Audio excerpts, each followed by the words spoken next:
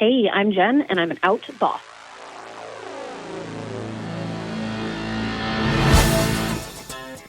Hello, Out Bosses. Rhodes Perry here, and welcome to this week's episode of The Out Entrepreneur, a weekly podcast where I get to interview today's most inspiring LGBTQ bosses crushing it in business. And on this week's episode, we are welcoming back friend of the show, Jen T. Grace.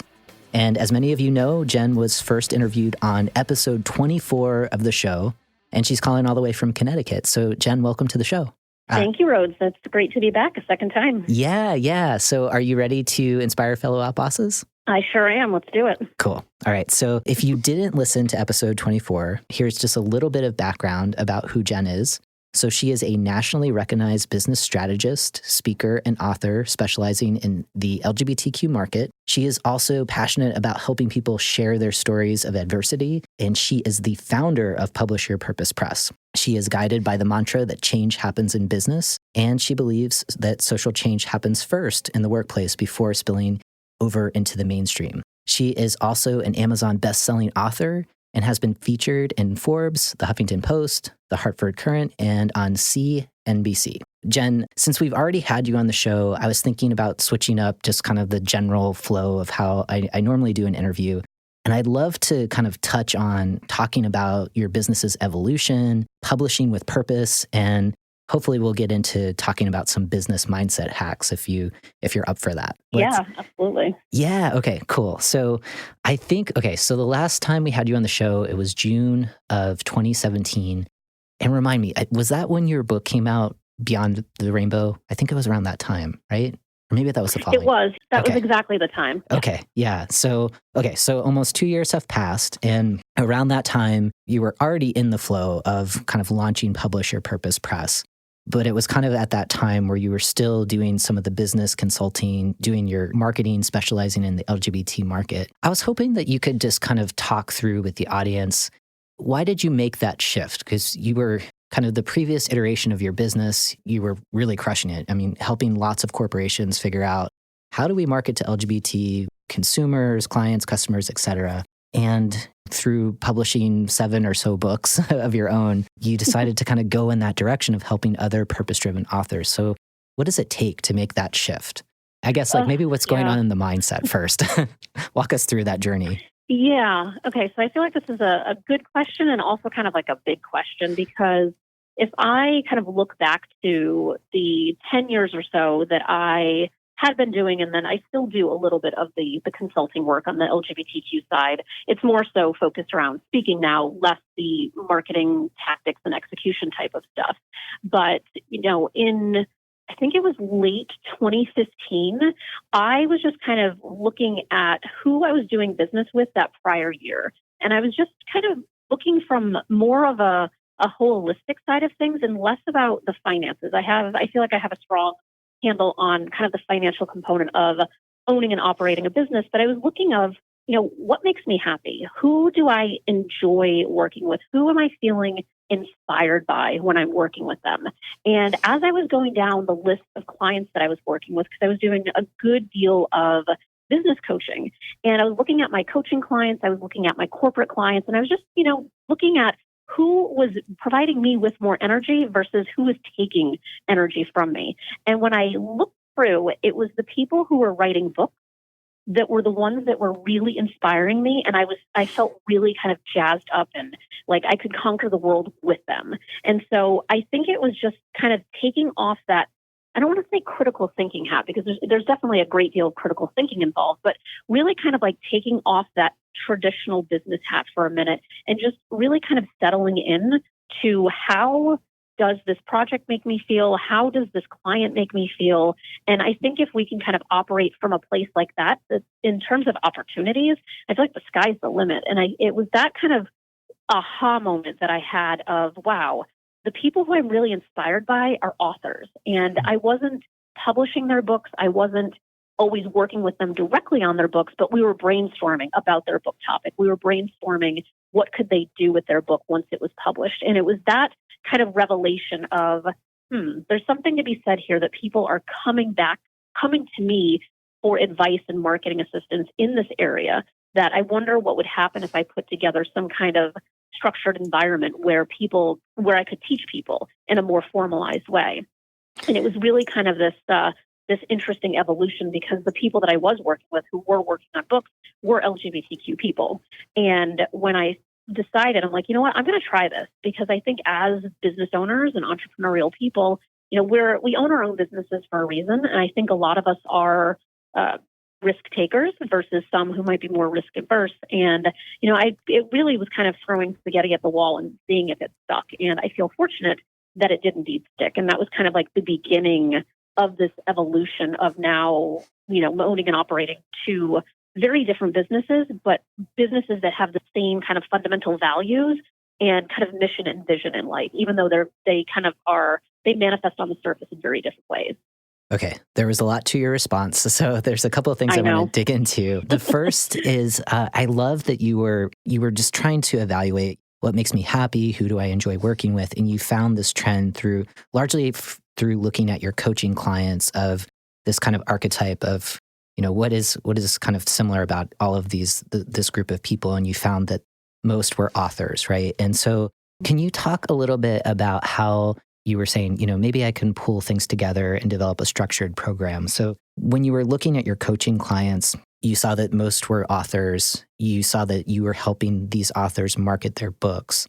How did you then kind of take that, go from the place of coaching to the place of kind of scaling out and realizing you could help a cohort of soon-to-be authors or maybe authors trying to figure out, I have this book, how the heck do I market it?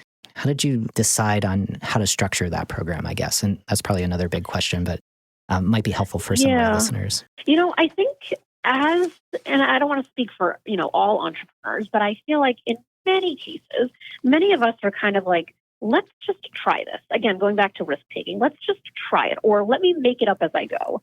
And that's basically what I did. And so I had already published a couple of books by that point, and I think I was 3 books in at that point. So a lot of people just organically in my network would say, oh, you just published your 3rd book. How did you do that? Or how did you know how to publish or who to publish with or where to publish it? Or, questions about like cover design, like how did you get your cover design? All of these very important questions that someone who's thinking about writing a book should be asking. But because I had gone through it and when I did my first book in 2013, I essentially screwed up every possible thing you could screw up. Like I truly did. And when I did my 2nd book, it was a lot easier that 2nd time around. And then of course, when I did the 3rd one was even easier. So I had some level of skill sets and knowledge around how to get a book self-published, primarily just from having done it myself. And then having people ask me like, oh, well, how did you get it on Amazon? Like really, big questions that are really important to kind of the process of getting a book out to the market. So with that kind of frame, I just said, all right, you know what, I'm going to grab, and I was able to get 7 people. It was 7 people that were in my network who had been asking me for more detailed information on how exactly I published my book. So I said, listen, I have an idea. I have no idea how this is going to work. But if you can trust me and you can walk through with me over this 3-month process, I am going to guarantee you that at the end of this process, you will know how to publish your book. And I offered to, give everyone their money back if they didn't get what they were looking for. And it was really just this whole concept of like, sell it before you build it. Mm-hmm. And if I look back into my consulting days, I feel like this is such a big piece of advice that I wish I had listened to years prior. I had created an online program very specific to marketing to the LGBTQ community. And I built it before I sold it. And then it failed miserably. And I think it's because I was building it based on what I thought people wanted, not what people actually needed. And so this time around, I knew that that's what had happened the last time, which is why I was able to just kind of sell it to these 7 people before I had a single thing in place. I didn't have a membership site set up. I didn't have a website set up. I had nothing. I just had 7 people who needed the information that I knew that I had. And I had the confidence to know that I would be able to get them through on the other side. And it was really like every week I would say, I just made this up this week based on what we were talking about last week, and we're just going to go with it. And if you're feeling like you're not getting what you need, then, let me know, because I'm going to add more content and more material. So it was a really, really organic process. And I think the transparency with people, instead of just trying to pretend that everything was really polished and really strategic and well thought through. I just said, listen, I'm making it up as I go. Let's go on this ride together. And it worked beautifully, because then after that first one, I was able to just continue to iterate it until I really found that, that magic tipping point of content in terms of what's really going to help me. And that's what our Authors Academy is today, years later. That advice is so valuable, of this idea of asking first before coming up with this is the solution that I think everyone needs, and I'm going to sell it, through your own kind of learning process of having done that before. I'm not going to do that again. I mean, we call it failure, and it's also kind of like the breadcrumbs to get you closer to the thing that you were meant to be doing.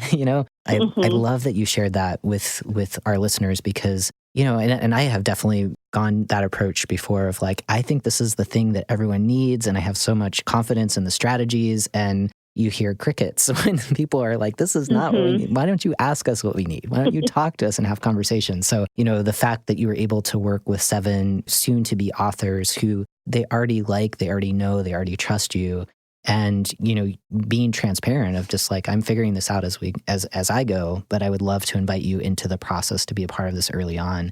And also, for these 7 folks to have that opportunity of really rolling up their sleeves and working with you. I mean, I'm sure that was, how cool would that be to kind of work with a Steve Jobs in the beginning of I don't know, I have this idea for a Macintosh, but I don't really know what it is, and come join me. And, all those folks, a couple of decades later are probably very happy that they went on that journey with them. Yeah, go for it. Me too. And I think that it's opposite of what we're taught. I think that in many circles and kind of resources and places of information, we're told that we have to have our all of our stuff together before we can start having that conversation.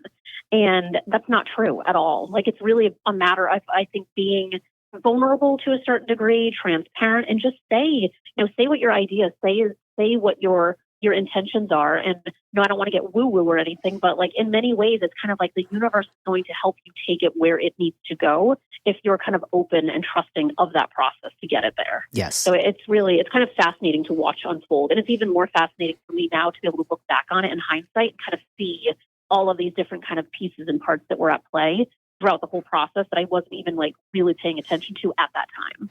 Yeah, and just for clarity, this is a woo-woo friendly space. We're recording in Portland, Oregon. Yeah. We welcome the woo, and you're right too. All right. I mean, yeah, sometimes it takes the guts to state what your intention is, especially when you aren't sure of what the how.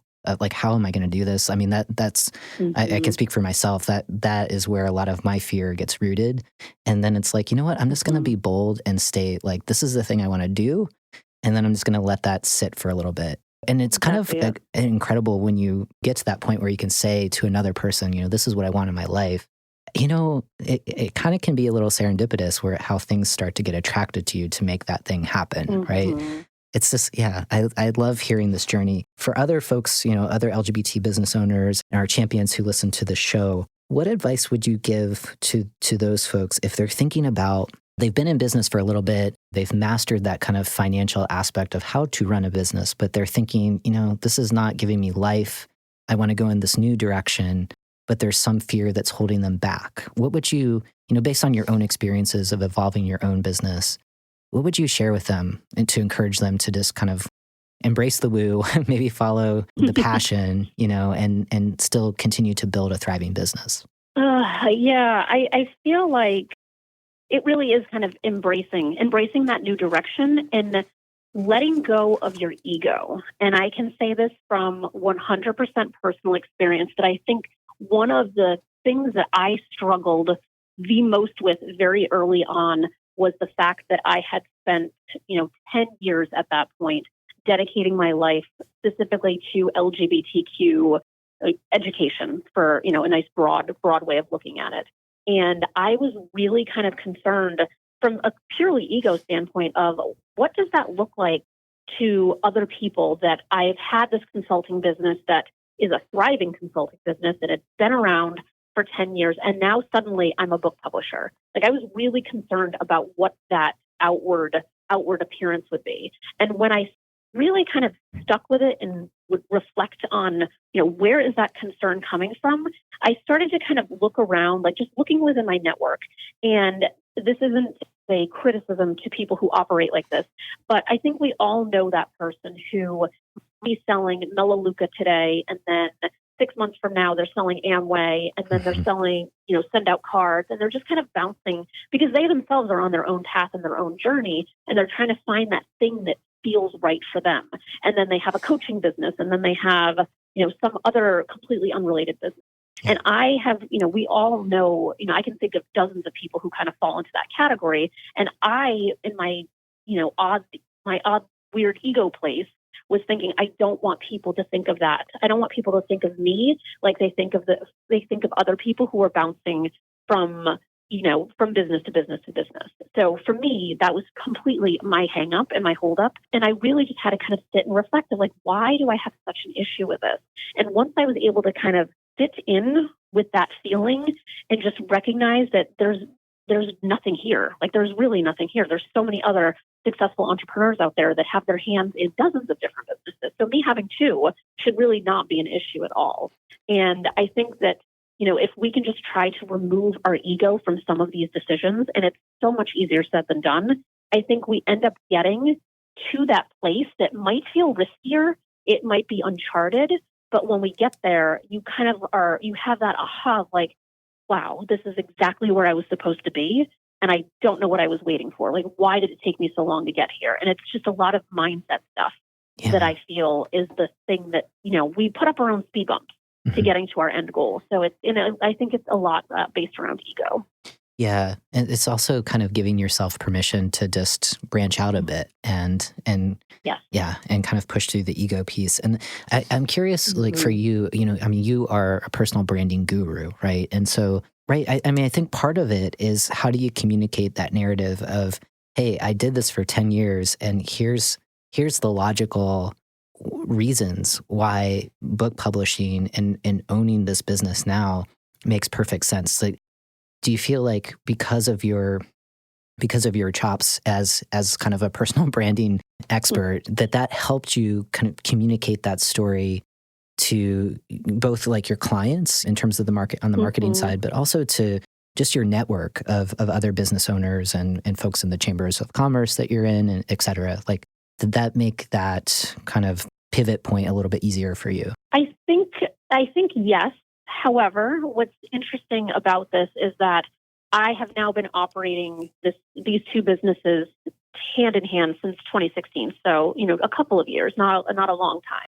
And I am just now as of this recording in early 2019, just now trying to really determine how am I going to merge both of these brands under me as a personal brand. So I think in large part, to answer your question, I think my knowledge level around personal branding, and I think just having, my undergrad degree at the very least is in communication. So I think that having a lot of experience in messaging and communicating and helping people connect the dots, I think in an in-person way, or if I'm on a podcast or I'm, talking to somebody, I think it's really easy to draw the connection between what I was doing to what I am doing. But I think if you looked at either of my websites now, it wouldn't be so obvious. So I'm actually in the active efforts right now of making these two brands bridge together a little bit more, because ultimately at the end of the day, it's about serving others and it's about protecting people in many ways from what they don't know. So whether it's protecting our community as LGBTQ people on the consulting side of things, or whether it's protecting first-time authors from what they don't know and helping them not get taken advantage of by all of the predatory services that are out there geared and aimed toward first-time authors. There's a lot of these kind of connection points, and a lot of it's around storytelling, and it is around kind of branding, and everything really kind of ties together. It's just really that kind of execution of how they look different. But as it stands right now, I do not have that narrative and that story really concisely portrayed and clear in my online self. So it's timely that we're having this conversation. I'm working on my sixth book, which is a memoir, and I'm hoping to have that out probably in early 2020. And I think that's going to be the catalyst that brings us all together, because much of the reasons why both businesses exist is based on just personal real life experience too.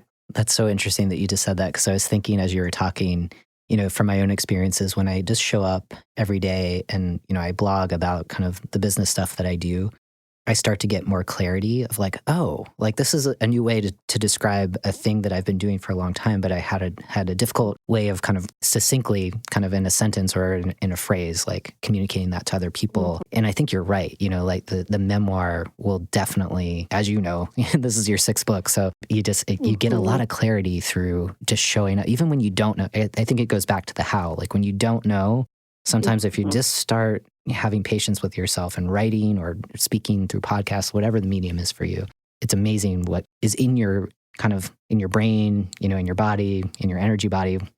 We're getting woo again, but just kind of like what you carry with you, that sometimes leads to the genius of like, oh, this is it. It's been here the whole time. And I finally have exactly it. Yeah, been able to. Yeah, you have to be vibrating on that same energetic level. And I was talking to somebody just recently at a networking event, and she was asking me a lot of questions about kind of how do you select the authors that you're going to work with. And I said, at the risk of sounding woo-woo, it really comes down to energy. Like if I'm not vibing with somebody on an energetic level, then it doesn't feel right, because it should be a smooth process. There's no reason that it has to be contentious or dramatic or any other kind of non-helpful emotion in those situations. So, I've had, out of all of the authors that I've worked with, I've had to fire one. And the reason for that was that she was treating my team poorly, but on top of that, her energy, it was just kind of like a toxicity that was, just followed her around like a cloud of smoke. Mm-hmm. And it's like, you know what? I don't have room in my life for something like that when there are, hundreds of other aspiring authors who don't have that toxic energy. And I am matching with them on that vibrational, energetic level. So I think there's a lot to be said about energy. Yeah. And I think that goes with authors, with your clients, customers, it's why we're running our own businesses, is like we want to work with people that bring us life and bring us energy. And that's the power of where we are, the power and the privilege of, hey, this isn't feeling right for me. So let's do a quick feelings check-in of like, are you getting what you need from our services? No? Okay. Like no hard feelings. Like, here's some referrals of some other folks that do similar things. Good luck. Exactly. I don't wish you any ill will, but here's some other folks that can help you and be on your way. Yeah, absolutely. Yeah. And I think you have to be, I don't necessarily know that it's a seasoned business owner to potentially get to decisions like that, but I do think that it comes in time where you get more comfortable with saying no to business when it's not that right match for any number of reasons, whether it's energetic or financially or, just for whatever reason you might not want to work with someone. I think it kind of comes in time that you're looking at what makes you happy versus what's going to pad your bank account. And sometimes those are in alignment and other times they're not. And just kind of being able to navigate those two without, feeling guilt or beating yourself up about it or, any other of these kind of imposter syndrome type of things that surface. Yes. Finding your no and being comfortable with that is so powerful. And it's when you have that confidence to say no to the clients you don't really want to work with or the authors, you have more time to work with those folks that you do get energy from. And so with that, we're going to take a quick sponsorship break and then we're going to jump back into the interview. Hey, Outbosses, Rhodes Perry here.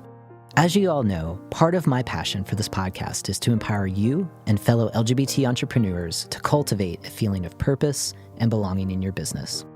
To know that you can show up and be the most authentic version of yourself.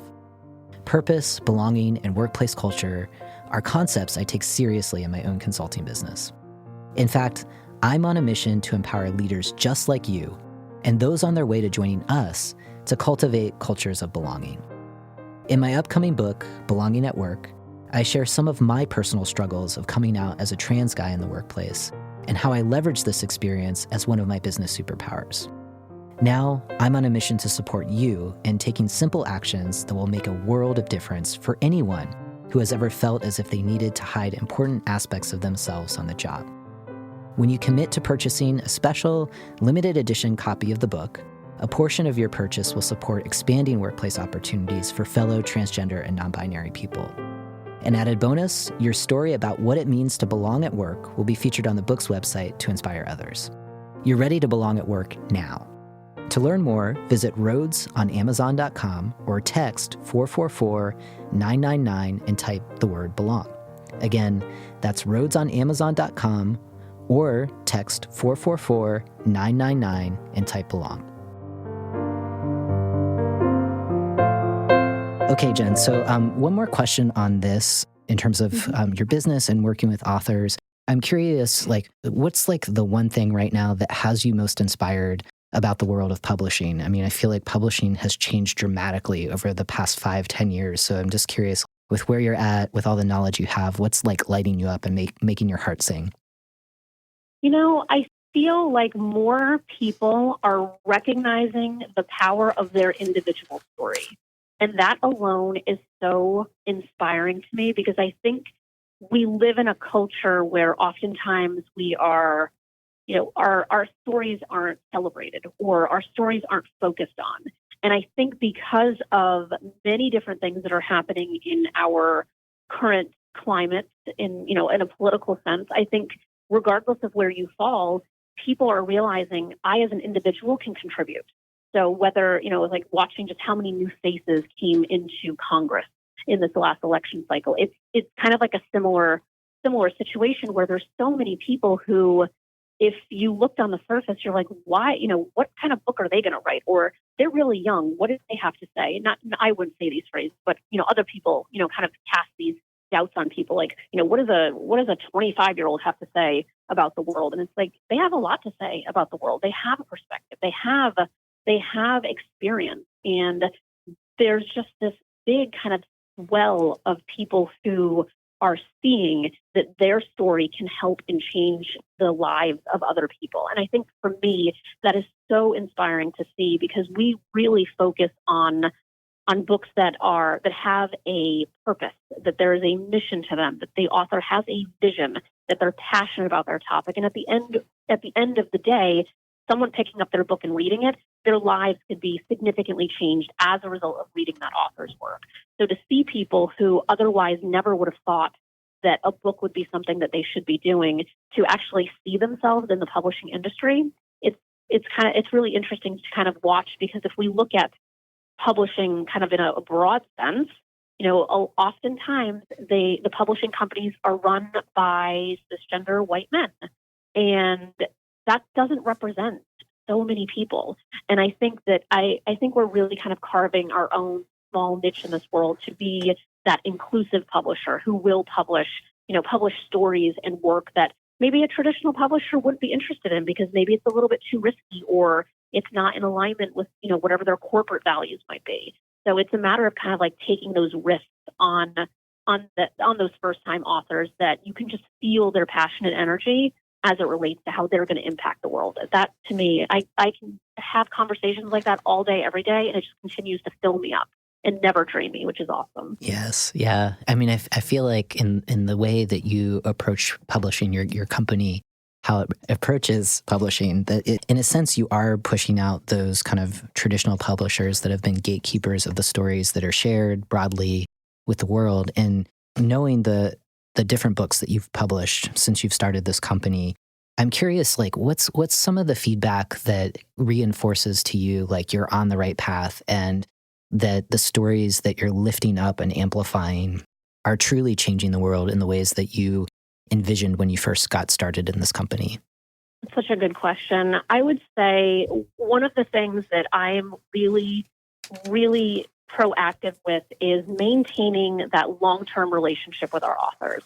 And we have authors that we have a whole litany of people that we published in 2017. And yeah, it's a couple of years later now, but what am I doing to still be in connection with them? What can I continue to give? Yes, their book is published, but what can we do collectively as a group of like-minded people who are trying to change and impact the world? So for me, it's a matter of really kind of making sure that those connections and those relationships are being built and maintained very strategically, because ultimately where I'm seeing that we are making the impact is that when I do check in on an author that maybe I haven't talked to in a couple of months, say, how are book sales going? What's going on? Where are you speaking? Who are you talking to? And they share with me some story of some person who read their book and then reached out to them to say, this book changed my life. That to me is where the purpose in the mission and that impact is happening. It's that one-to-one conversation. And because I have these strong relationships with all of our authors, they're telling me them when they happen. One of our authors, wrote a book. Mark Gibson, he was a guest on this podcast not that long ago. Yeah. And, his whole story is around serving openly gay under Don't Ask, Don't Tell. But he had somebody who reached out to him who had basically said that the storyline around alcoholism in his book was game-changing for her. Like, it truly, really changed the way that she was looking at her life, and that she's now seeking help as a result of his book. Wow. To me, that is magical and amazing. And every time an author shares a story like that, it gives me chills, because it's like we know that it's me and an amazing team behind me that are helping, even if it's that one person in that one small town in that one particular area who has given up alcohol or has sought to go to rehab as a result of reading one of our books.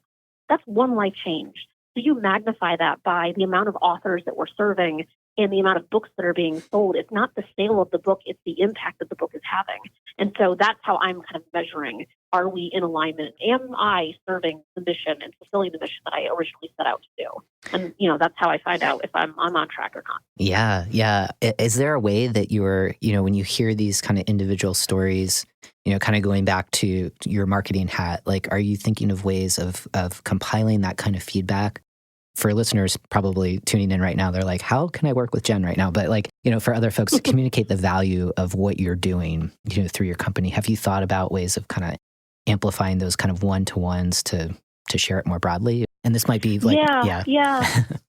I was just going to say, my always thinking marketing. Yeah. No, I was just thinking for, business owners themselves who may be in different industries, how do you collect that kind of impact, and then where do you share it? How do you do that? I think it's a matter of deciding how you define impact and then kind of backing in to that. So if, I'm defining impact based on number of lives that are being changed as a result of our work. So I can look and see that last year we sold about 17,000 books. And I think that was only among maybe 17 authors, 15 authors, some number like that we ended up, getting 17,000 books into this universe.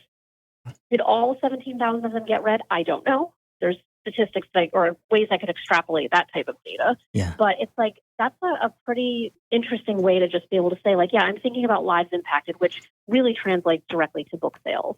But if someone who is, running a, financial service type of company and they're listening to this, it might be a matter of how are you measuring what your impact looks like? And that might be, based on the number of clients that you're working with. It might be based on how much money you've been able to save for your clients. It could be how much money you've been able to invest for the future of your clients. So it's really just a matter of kind of breaking it down based on what makes the most sense. And then once you really kind of figure out what those metrics are, I think it's a matter of, compiling them into whether it's case studies or short stories or putting them into a book or using, starting a podcast or doing a blog post or, any number of ways. I think that the vehicles that are out there in terms of getting a marketing message available and across to multiple platforms, there's so many of them now, and they're just kind of increasing by the day. So I think if you figure out where your people are and where they're getting their information, is it podcasts, is it Facebook, is it LinkedIn? Who knows? You have to really understand where your people are, but then just kind of disseminating the message in those locations where at least you suspect them to be.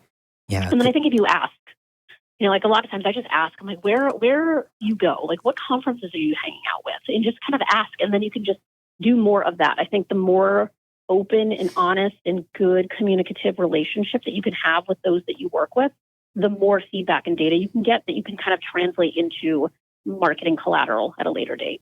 Okay, so we just got some free marketing coaching there. So I hope everyone took their notes. That was awesome. So I wanted to pivot and talk more about you, Jen, as a speaker as well. You talked about that in the beginning. So you're on book number 6 on writing your memoir. Are you at the point where you can talk about what the title is, or are you not there yet? Actually, we have a title. I don't have a subtitle or anything else, but it's called House on Fire. Oh, whoa. And this Okay. is the first time I'm announcing that publicly. Yeah. Awesome. Well, thank you. All right. We've got the exclusive. That's very exciting. So I guess my question first, and you work with lots of other authors, and I'm just curious, like your style. So when you're speaking, are you the type of person who is a writer who speaks, or are you a speaker who writes? And kind of just share with us a little bit about that process. Like, do you go from like you're writing this memoir, or you wrote other books that are more business oriented? Do you write the book first, and then does that give you the comfort to speak, or did you have like many speaking engagements and then you're like, oh, there's a book in there, and let me just work with someone to write it all down? I love this question, and I have not been asked this, but it's actually I can answer yes to both of those questions. Or both of those scenarios. So if I look at my LGBTQ work, I was speaking and training and writing blog posts and doing a lot of very extroverted type of activities, being around a lot of people, having a lot of conversations, doing a lot of work, gathering a lot of data. And so from that, I was able to translate that into four LGBT specific books. And so that in that scenario, I was a speaker who then wrote. Mm-hmm. And then in this case, with my memoir, what I'm trying to do with it is because there's such a through line of, who we are as people as it relates to our businesses. And so I'm trying to now make this pivot where in my speaking life, I'm not focused as narrowly on the LGBTQ side of things, but more so around concepts. So my whole kind of framework is around judgment and empathy and how those two things in particular coexist together. Because if someone is judgmental, they probably lack empathy. And for someone who is needing empathy, they don't need your judgment in their life. And so there's this really kind of twisted dynamic between these two things. And so a lot of what my memoir is covering is really the interconnection between judgment and empathy. So I don't have a speaking topic figured out yet. I have not spoken directly on that topic, although I will be sometime in the fall, and it's like a blank slate in my mind at this point. I have no idea what I'll say. But I know that once this memoir comes out, it's going to be the conversations and the feedback and what I'm hearing from people that will form what the speaking topics are on that. So it can be a little bit of both. I think you can be both and in this scenario. And that might be the case for a lot of other people too. Yeah. I like this concept of judgment and empathy, just kind of these kind of what feels like kind of polar opposites, but how they kind of interact with each other too. And also your bravery of like, yeah, I'm speaking on that in the fall. Not totally sure what will happen in between, but it's happening. That's a great motivator to kind of put pen to paper to figure out what you're going to say. What was your... Say yes and figure out the details later. Yeah. I've been embracing that a little bit more, but the type A perfectionism, I'm like, I have to just let that go. But it's a process. I know, it's hard. Yes. It's hard. Totally.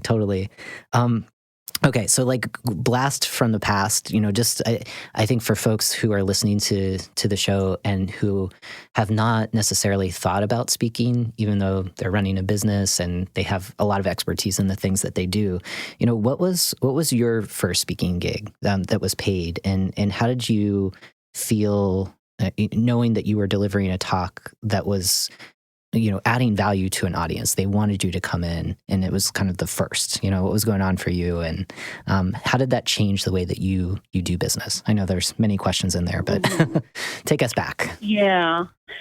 So if I go back in time, I remember even when I was like in high school, I was like most children, absolutely like petrified to speak in public, like truly just petrified. Yeah. And that 100% carried through right into my early career days.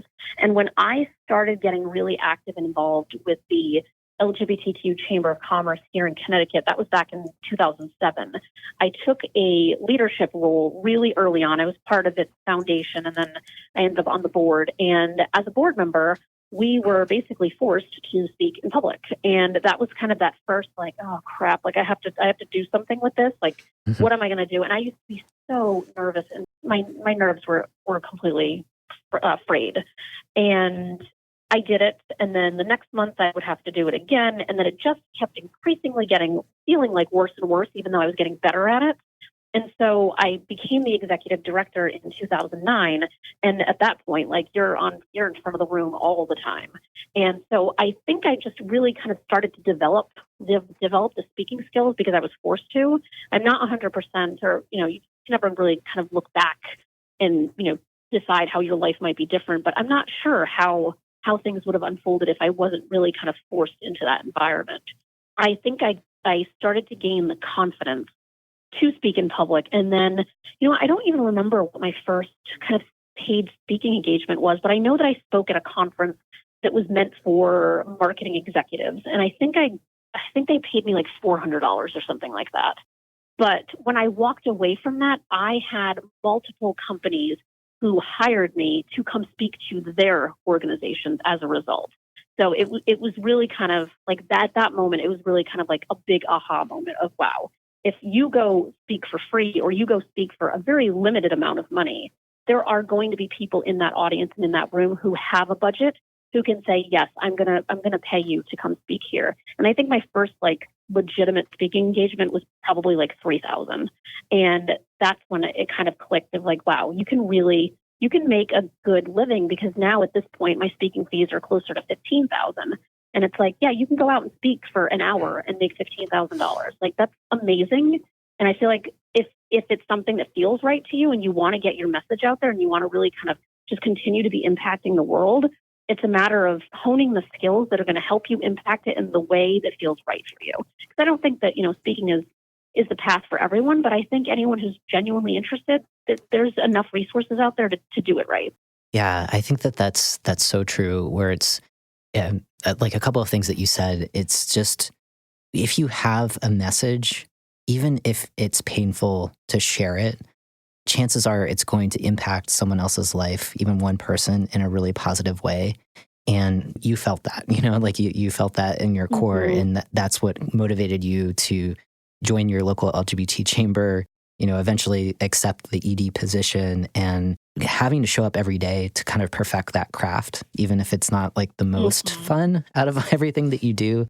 We're humans. We gravitate towards storytellers, and those folks that can move us, emotionally, result in us being motivated, inspired to take some kind of action, right? Mm-hmm. If we're committed to building a better world, which many people who listen to the show are, that's another avenue for you to get your message out. And it's worth it, I'm speaking as an introvert, it's worth kind of moving past those fears, because when you do connect with an audience, it's an incredible feeling when you're up on a stage, especially if they do something with what you share after, right? And I know that you're very action oriented, Jen. So I'm sure like people are like, okay, how do we do this? How do we market in a better way, a more inclusive way? And that alone has to be a really good feeling for you, like in terms of the impact that you're making. This is my kind of rainbow question for you, knowing that you've got experiences that are unique, just kind of the coming out experience alone, that is not static, that we do again and again, that certainly builds resiliency, right? And I'm curious, like, if, you view this as something that adds to your prowess as being a good speaker, how does like being a part of the Rainbow family help when you're thinking about communicating a message, moving past fear? Do you see any of those specific experiences of being a part of the Rainbow family as helping when you're thinking about public speaking and sharing a message and talking about purpose-driven work in general? I guess I would say that, going to your comment about resiliency, I think as LGBTQ individuals, like, we have almost like an obligation, I feel, maybe not everyone else feels that way, but I feel like we have an obligation to be who we are in the most authentic way that we can show up for others. And like, I just know that, like, if I'm standing on a stage and I'm speaking, and my brand for my LGBTQ work is the professional lesbian. And so I know that if I'm speaking to straight audiences, that I get a lot of people, if I'm doing a workout, a workshop or a breakout, that I'm going to get people who are like, what on earth is a professional lesbian? And that alone just kind of like draws people in. So I always have very highly attended sessions. And so for me, it's kind of like, it's my responsibility, because I don't have as much fear, and maybe I have a little more confidence, or maybe it's that resiliency, but it's almost like this obligation of like, I have to represent all of us. Like I'm on a stage in front of a room of allies, and they are looking at me as maybe their one interaction with an LGBTQ person in their life. I've definitely been in some crowds where it's been a rough crowd, and I am that kind of first real experience that they have with someone from our community. And I think it's in those instances that it's like, wow, like this is a responsibility, because if I screw up something right now, or if I say something really horrible, or if I do something terrible, people are going to judge our whole community based on their interaction and experience with just me as one individual. Yeah. And I know that that's kind of like adding a lot of pressure, but that's kind of how I've operated and how I've seen it. And I think it's the resilience that we have, to your point about coming out, and it's not a static process. Like it is constantly evolving. We are constantly coming out.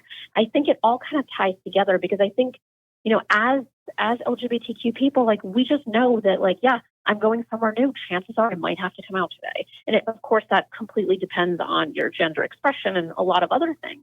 But it's that resilience that I think makes us stronger and makes us really good entrepreneurial types, because we're just kind of used to having to deal with adversity. We're used to it. It's just kind of like who we are. It's like, part of the DNA of who we are. And so that, I think, makes us stronger collectively, but also I think adds a lot of responsibility. So I'm not sure if I directly answered your question, but that's kind of what came to mind. Yeah, no, I think you're right. There's a pressure of kind of being the token, like you are the ambassador of every single LGBTQ plus community that's out there. And with that comes great responsibility, but it's also a motivator. Mm-hmm. It inspires you to kind of show up as your best self and to do your best. And you can't control what people think, but to try to connect with people, to kind of melt some hearts and minds, to be more open to the message that you're sharing. Yeah, I think that's on point. Okay, Jen, so just a couple more questions for you. The first is that, knowing that we've got a lot of business owners that tune into this show, what's like a piece of advice that you would offer, or maybe a piece of encouragement to inspire our listeners to maybe think about what their purpose is, right? Because you're all about purpose-driven authors, and what their story is, and maybe consider, taking that first step to taking pen to paper and thinking about enshrining what they know into a book. You are filled with good questions today. Yeah, thanks. The visual that popped in my head is a Venn diagram as you were asking that question. And I think if you could plot the things that you are passionate about, the things that you feel like you have you have a way that you can impact whatever that is, whether it's purely passion, whether it's purpose-driven, whether it's mission-driven, all of those things, and just write them out on paper, almost like in a mind map type of fashion, and just kind of look to see what are those patterns, what is the commonality, what is the thing that's tying these two things together. And if you get a piece of paper and do like a left side and a right side, if you do like all of your professional stuff on the left and all of your personal side on the right, trying to find where those things intersect. And I would say if they don't intersect at all, you might be happy in your job. Try to find opportunities, whether it's a volunteer opportunity or whether it's taking on a different client that might be in a different industry than you're used to working with, to try to close that gap. So you're kind of looking at that Venn diagram of personal and professional. And what is that in the middle? That's you. Like you're the bridge between these two things, if it's the same you in both of those scenarios. So how do you better align that? And I think that once you have ideas of how that aligns, you can really start to deeply ask yourself those questions about purpose. Is there something differently I could be doing? Is there a different business model I could be potentially trying that's going to help me make a bigger impact? As long as we start to put all that stuff on paper, it might not make any sense at first, but if you just keep looking at it, throw it on your wall and just kind of going back to it over and over again, eventually it becomes clear. The more times you talk about it, the different messaging kind of surfaces, and eventually I think you will get there. So it definitely is a lot of work. It's not an overnight type of task, but it's like a lifelong adventure to really figure out where your purpose lies. Yeah, I love that. I had the visual. I was kind of writing it out as you were talking. So I think it's a really good journaling exercise, or if people are into kind of writing on their phones or whatever, but getting started on kind of like mapping out that professional side, the personal side, what does it take to close the gap? And that will get you started on your life's adventure of things you're probably already thinking about, either consciously or subconsciously. So Jen, this was awesome. We could probably keep talking all day. I personally would enjoy that.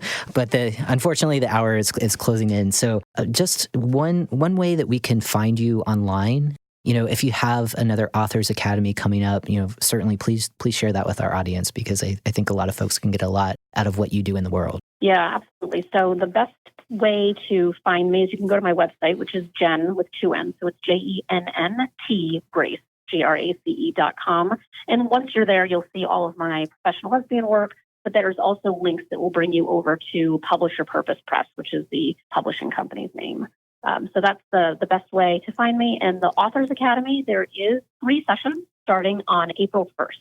So the week of April 1st, we have 3 new sessions forming. So if anyone's interested or just kind of wants to learn more, you can go to publishyourpurposepress.com. And when you're there, there's options all over the website that say, schedule a call with Jen. So I'm more than happy to talk to anyone who's listening to, help, even if you don't think you have a book idea yet, but, you want to explore the potential of it. I'm still 100% happy to have a conversation. So that's the best and easiest way to find me.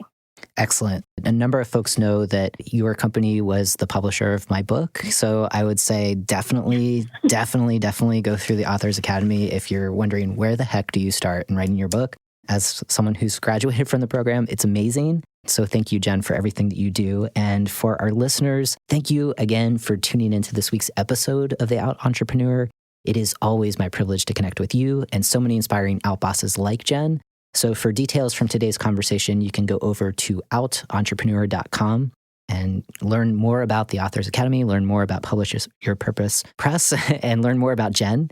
And, as a next step, consider subscribing to the podcast and maybe sharing it with a friend or a loved one. And as always, keep being your authentic selves 100% of the time.